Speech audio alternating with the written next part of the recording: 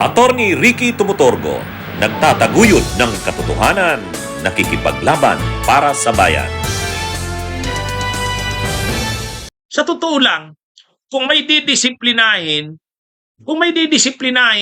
si Sara Duterte nga matindi. Komentaryo ng komentaryo, pa-interview ng pa-interview. Anong sabi niya diyan sa impeachment trial na yan? 'Di ba? Wala siyang respeto diyan sa impeachment trial na yan. O di imagine niyo 'yon. O ba't hindi niyo disiplinahin si Sara Duterte? Si Pia Cayetano, in-splice yung video, ba't hindi mo disiplinahin? Presiding Justice Escudero. Di ba? Ano nga ba yung comment ni Sara Duterte? Ano yung comment niya? Mula naman daw sa simula, bend the law. Di ba? Sabi ni Sara Duterte, mula naman sa simula, yung impeachment na yan, bending the law yan. I don't think kailangan guluhin ang impeachment. Napaka-klaro naman yung bending the law dyan sa impeachment na yan, simula pa sa House of Representatives hanggang sa pagkakaroon ng 2 tao na nakaupo doon sa, ano man tawag dyan, stage or rostrum or elevated platform. Hindi na kailangan guluhin ang impeachment dahil magulo na siya sa bending the law. Imaginein mo yan, tama ba yun? Presiding Justice Escudero, tama ba yung comment na yun ni Sara Duterte? Na ang impeachment daw na yan ay bending the law? Tama ba yung ginawa ni Pia Cayetano na in-splice yung video? Ba't hindi nyo dinidisiplina yon? Kaya kung pinag-iinitan nyo si Atty. Ligutan dahil lang dun sa post niya, ba't hindi nyo dapat disiplinahin nyo rin si Sara Duterte. Dapat disiplinahin nyo si Pia Cayetano. Di ba? Kaya ano yan? Ano ito mga kabunyog? Dapat itong si Presiding Justice Escudero, pag-isipan yan. Pag-isipan yan. Hindi maganda yan na yung nangyari nung isang araw, gagamitin niyang rason yun. Kaninong kasalanan ba yun? Kasalanan yun noong ni Atty. Ferrer. Nagsabi na si Atty. Kapunan. Even cross-examinations ay may limit, sabi niya. During cross-examination, misleading questions are not allowed. Anong sabi ni Atty. Ferrer? No, they are allowed. They are allowed. Ano yun eh? Tapos, dapat nag-sorry na lang siya. Hindi. Masyado pang arugante, lalo na yung si Atty. Sheila Sison. Di ba? Kaya ito mga kabunyog, mga kababayan, ito, didisiplinahin nyo ang prosecution, didisiplinahin nyo si Atty. Ligutan. Sus naman. Tapos ang gagawin nyo, okay yung ginagawa ni Sara? Nagkukomentaryo sa impeachment na yan? Anong sabi ni Sara sa impeachment na yan? Bending the law. Tama ba yun? Ba't hindi mo i-cite in contempt? Diba? Tapos ito namang lead counsel ng defense, si Atty. Sison, parang laging nakasimangot eh. Wala man lang wala. Samantalang si Atty. Lorna Kapunan nga nagbibiro eh. Seryoso, pero nagbibiro minsan, di ba? Si Cuevas noon, nung impeachment trial ni Corona, magaling yun. Pero hindi masyadong yung, di ba? Ano yan eh? Pwede ka namang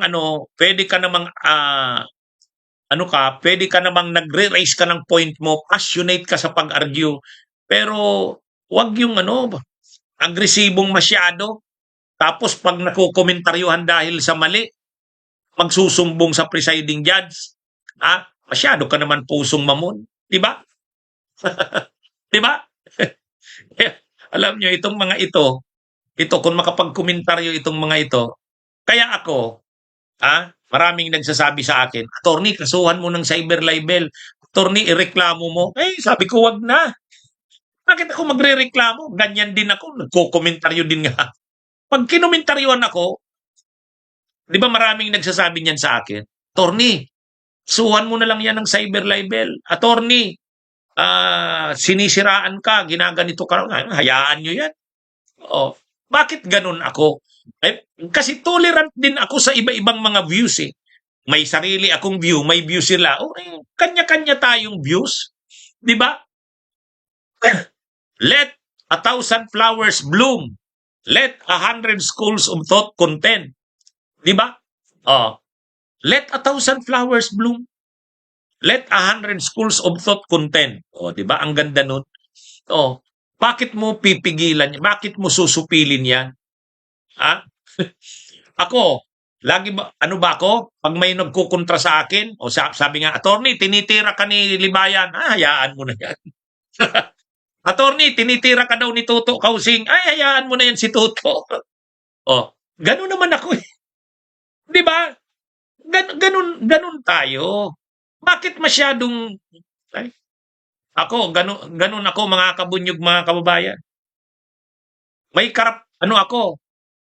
karapatan kang maghayag ng idea mo. Sige lang. Ako maghahayag din ako ng idea. Kaya nga nung inimbitahan ako sa house, yung sa hearing ng TRICOM, yung sa house tungkol sa fake news, anong sabi ko doon? Ang sabi ko, alam nyo, dapat labanan ang fake news. Pero kung ang tatamaan dyan sa paglaban sa fake news, pati yung mga matitino tatamaan yan, hindi tama yan. Kailangan natin, walang tamaan ang paglaban sa fake news, labanan ang fake news, pero wag gamitin yan na baka pati yung lehitimo na pag-i-express ng opinion ay tamaan yan. Halimbawa, may batas tungkol sa fake news, tapos ako mahahagip niyan, hindi tama yun. Kaya dapat, ano tayo, kaya nga ako ayaw ko rin ng yung bawal pinagbabawalan tayong mag-express ng mga ideas natin. Kaya itong ginagawa ng defense, kinumentaryohan lang, nag-post lang si Atty. Ligutan. Sus, masama na ang loob nila. Sus, huwag na kayong mag-abogado. 'Di ba? Huwag na kayong mag-abogado. Ako nga, 'di ba? Yung kay Marcoleta. Sabi ko, huwag kayong maniwala sa pakulo at panlilinlang ni Marcoleta. Sabi ni Marcoleta, I want him to apologize, Mr. Chair. Mag-a-apologize ako? Opinion ko yun. I'm sorry, Mr. Chair. I will not apologize. Di ba? Opinion ko yun. Bakit ako mag-a-apologize? Dapat hayaan natin ang freedom of expression. Di ba? Hayaan natin ang freedom of expression. Ano yan? Ako, marami akong nakikitang sinasabihan ko ba, si Atty. Libayan nga, hinahamon ako ng debate. Sabi ko, wag na. Ba't tayo magdidebate?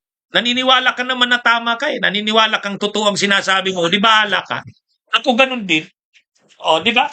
Ganun naman tayo eh. Di ba? Mga kabunyog, mga kababayan, itong mangyayaring itong sa Senado, bubusalan ang mali yun, bubusalan mo ang hindi lang pareho dapat. Yung prosecution, yung defense, pwede silang mag-express ng kanilang mga ideas. Sino? Ang gusto na lang ba ninyong makita namin na nag-i-express ng idea? Si Robin Padilla? Sige nga, anong gusto mo, Chis Escudero? Presiding Judge Chis Escudero. Ang gusto mo na lang na marinig namin, makita namin, mapanood namin si Robin Padilla sa si Pia Cayetano, Amy Marcos. Sila na lang ba? Buti nga ngayon, nakulong na si Marcoleta, nabawasan yung mga ganyan. Tapos ngayon, ubusalan mo ang mga prosecution. Hindi na namin maririnig si Beatrix Listro, hindi na namin maririnig, mapapanood si Atty. Kapunan. Wag naman. Wag naman. 'Di ba? Tapos mapapanood na lang namin si Robin Padilla, mapapanood na lang namin si Amy Marcos, si Pia Cayetano, Alan Cayetano. Nagsasawa na nga kami kay Alan Cayetano. Hindi, sa totoo lang. Kaya kung tinatarget nila diyan ang prosecution, grabe yan. paparusahan nyo yung prosecution, si Sara Duterte, parusahan nyo rin. Eh di ba ang daming comment niyan tungkol sa trial, dyan sa impeachment. Bending dalo daw yan. Oh. Kaya mga kabunyog, naging topic ko ito ngayon kasi may mga balibalita na maghihigpit daw si Cheese. Ha? Cheese, kami fair kami sa'yo. Kung mali ka, pupunahin ka namin. Kung maganda ang ginagawa mo, susuportahan ka namin. Nung yung ginawa mo yung fourth tweet, kinumentaryohan ka namin doon, matindi. Ngayon, nung sinabi na ikaw yung napipiling mag-preside, okay na rin kami. Di ba? Ganun naman tayo, di ba? Hindi naman tayo panatiko eh. Oh. Pag may mga ginagawa kang maganda, pinupuri ka namin. Saludo nga kami sa iyo eh. Kaya lang itong desisyon mong ito, hindi maganda to. Kaya pupunahin ka namin diyan. Ganun naman tayo, di ba? Kung tama, suportahan. Kung mali, punahin. Oh. Di ba? Mga kabunyo, hindi tayo panatiko. Ako, sa vlog ko, hindi ako panatiko. Nung si Chis Escudero, dahil sa fourth tweet niya, kinumentaryohan natin siya. Nung ginawa siyang presiding judge, presiding officer, okay na rin yan. Mas gusto sana namin si Kiko. Pero sige, tingnan natin kung okay. May mga panahon, marami namang pagkakataon, okay naman si Chis. Kaya lang ito, medyo major na decision ito kung pagbabawalan niya yan. Di ba? Kaya okay na, mga kabunyog, mga kababayan. Ang pwede mong gawin, Chis Escudero, kapag medyo magulo na, ay di patigil mo muna. 1 minute na suspension. Di ba? Okay, mga kabunyog, mga kababayan, magandang araw sa inyong lahat. Mabuhay po tayo. Bunyog, bunyog, halikan na kasama ka. Bunyog, kapag buklod ay may pag-asa. Luzon, Visayas, Mindanao, isa ang pananaw. Sa bagong Pilipinas ang bunyog isisigaw.